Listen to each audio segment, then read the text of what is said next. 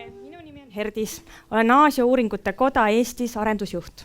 Tere, mina olen Mart Reimann, Tallinna Ülikooli rekreatsioonikorralduse dotsent ja seiklusturismi arendaja. Et kui siin ennem räägiti ühise keele leidmisest ettevõtluse ja teadusmaailma vahel, siis mina olen enda kahe mina vahel selle ühise keele leidnud ja aitan seda teha teistelgi.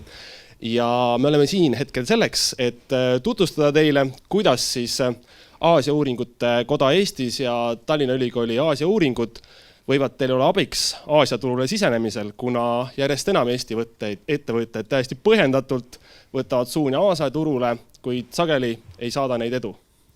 Jah, nõnda oli ka Eesti ettevõtjaga, kes sisenes Hiina turule, kuid juba aasta pärast tulid nad tagasi edutult.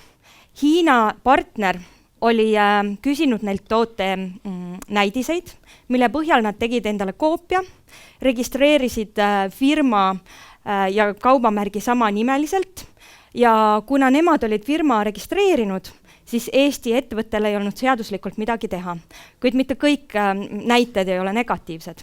Hea näite võib tuua Kõrgõzstanist, kus üks seiklusturismi ettevõtja läks Kõrgõzstani, leidis sealt eest väga hea kvalifikatsiooniga tööjõu, odava hinna, hea keskkonna ja ka väga kõrge potentsiaaliga turu siis naaberriigi Kasahstani näol. Nagu näha, on edu põhjusteks peamiselt just ettevalmistus ja teiselt poolt kohaliku kultuuriruumi tundmine. Seda kinnitavad ka meie intervjuud, auke läbi viitud intervjuud Eesti ettevõtjatega, kes on Aasia turul edu saavutanud. Näiteks Alpaca ekspordimüügi spetsialist Maarja Suiste, kellel on magistrikraad Jaapani keele ja kultuurivaldkonnast, on öelnud, et Alpaca edu võtmeks Jaapanis on just see, et nad tunnevad jaapani keelt. Nende kliendibaas on kasvanud ning äri on edenenud. Sarnaselt mõtleb ka Jens Põld, kes on WorkVenture'i asutaja tegevjuht. WorkVenture on värbamisettevõte Bangkokis ja Jens ütleb, et Tai ja laiemalt Kagu-Aasia ettevõtlusmaastik on teistsugune kui Eesti oma ning seal edu saavutamine on ilma ekspertide kogemuseta praktiliselt võimatu.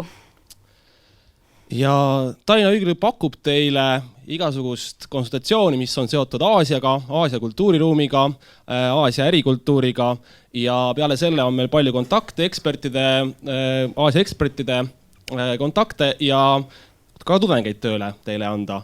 Nii et lähme koos Aasiasse. Lähme koos Aasiasse.